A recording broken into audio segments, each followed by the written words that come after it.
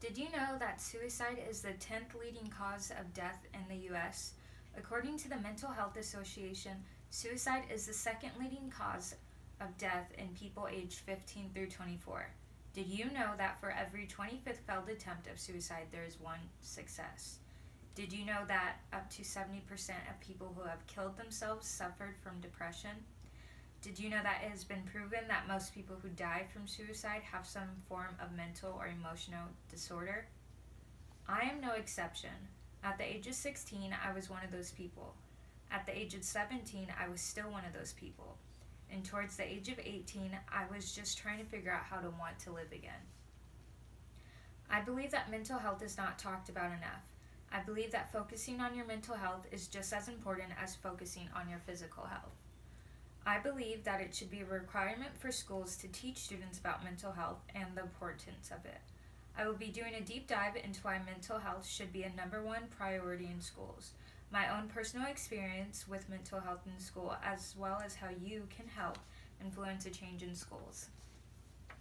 Towards the end of my speech, I will be conducting a 1-minute question and answer period before drawing our discussion to a close. Everyone listening right now has either been a teen, will be a teen, knows a teen, or is related to one. Everyone listening knows how tough it is to go through school and how much more challenging it is to mentally take on everything that accompanies it.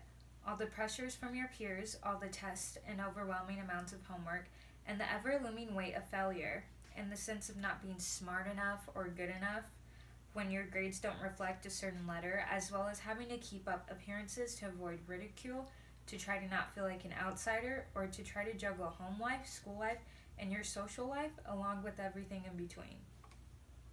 I think this speech will benefit everyone, and if you continue to give me your time, I can prove it. The problem with the way school is currently being conducted is that physical education and health is taught from the moment we enter school up till the end of 12th grade, while mental health is not. The problem is that students spend so many hours using their brains and expecting to be taught mentally to solve various problems, but despite all the energy being put towards learning, none of that energy is spent learning how to actually care for yourself. The problem is that life is hard enough, depression is hard enough, mental illness and health is hard enough without being being educated about it, even with knowing why you're feeling the way you're feeling. But imagine how much harder it gets when you don't know, or when you don't have anyone to talk to about it because you can't even put to words what is wrong. What happens when you are never taught about these things and you are made to think that you are alone, or you're only going through it, or you're the only one going through it because no one talks about it? Imagine that. Since learning and obtaining information mentally is a vital part of education, we should start by introducing the importance of self-care and mental health as young as middle school. In middle school, certain activities are offered as specials throughout the week, such as physical education, which is PE, art, music class, etc. I think we should start off introducing the importance of mental health as a special for younger kids and include it as a required course for all high schoolers to take. In high school, it is a requirement for you to obtain a certain amount of credits.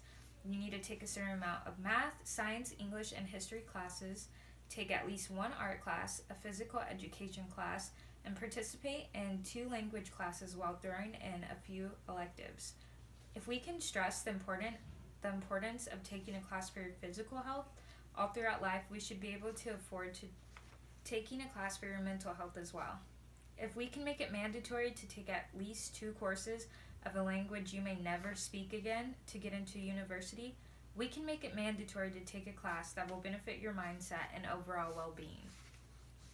Growing up, I was never taught about the gravity of mental health and mental wellness / self-care in general. In elementary school, we had a briefing on hormones that danced around why boys and girls should keep their distance and create bubbles for each other. But we were never taught about the weight of depression, or of how words from peers, whether online, at school, or home, can hurt so much that they begin to consume you, or how being nervous and having anxiety or panic attacks are not the same thing. In high school, we never covered these topics. It was never a requirement, and it definitely was not talked about with friends. I went through a year plus of having anxiety and panic attacks without knowing what was wrong with me. I had never heard of it before. I thought I was going crazy. No one else ever said anything about it, so I thought I was a freak. I suffered in silence, I became depressed and even suicidal. It wasn't until I finally learned more about it that I found comfort in not being alone. I found shelter in knowing that things could get better. It took a long time, but the more I talked to others and the more I learned, the better things became. I could have easily been included in the 70% of people between the ages of 15 and 24 who killed themselves. I could have easily been the 1 out of 25 that didn't make it. Through my experiences, I began to write articles online to help others and have received so many messages about how I have either helped people or how I gave them hope and comfort in not being alone. I think being informed and starting this discussion young can help tremendously. It'll get people talking, it'll let kids know they're not alone, it'll stress the importance of mental health and taking care of yourself, and it may give students more hope than they ever had before. Right now, there are no other options. Right now, there are no other current options. 2 years ago, New York became the first state to pass laws requiring mental health to be taught from kinder to 12th grade.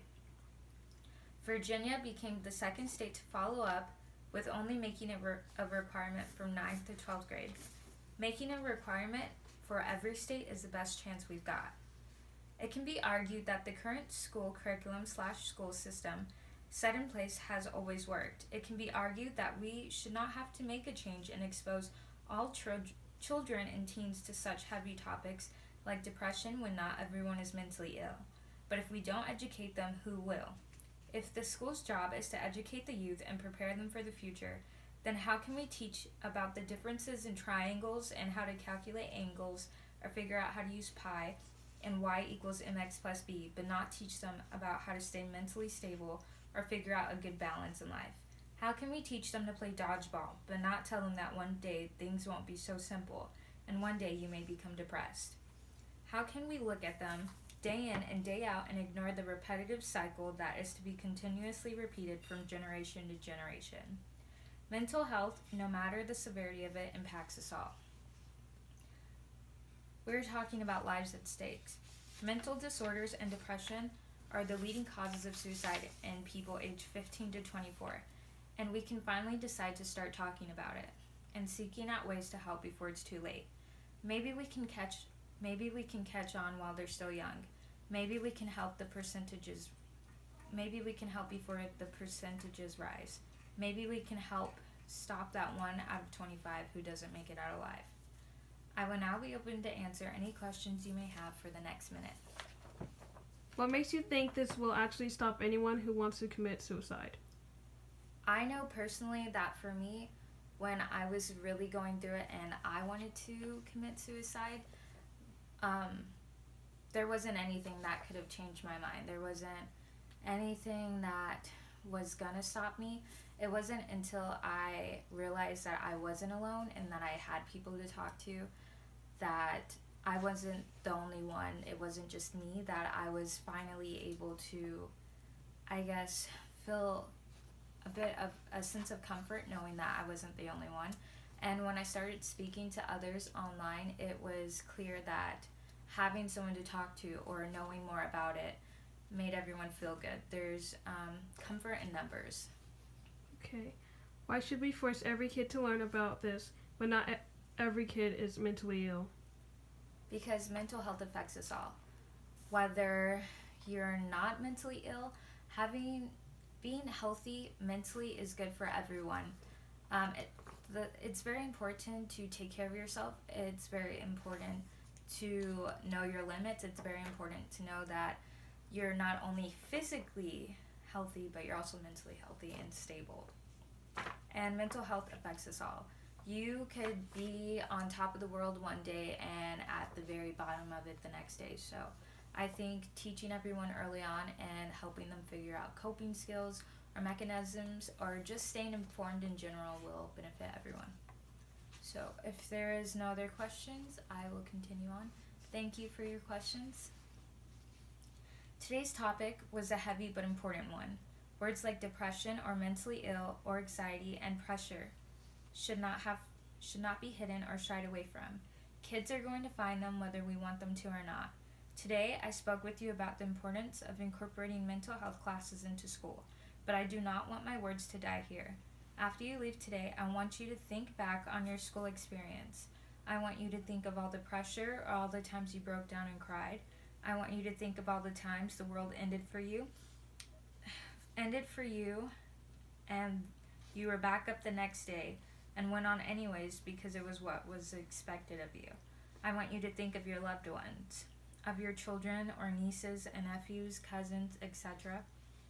I want you to look them in the eyes and tell them that before they got sick, before the weight of life began to crush them and they didn't know how to ask for help, that you had the power to make a decision to help them, and you didn't.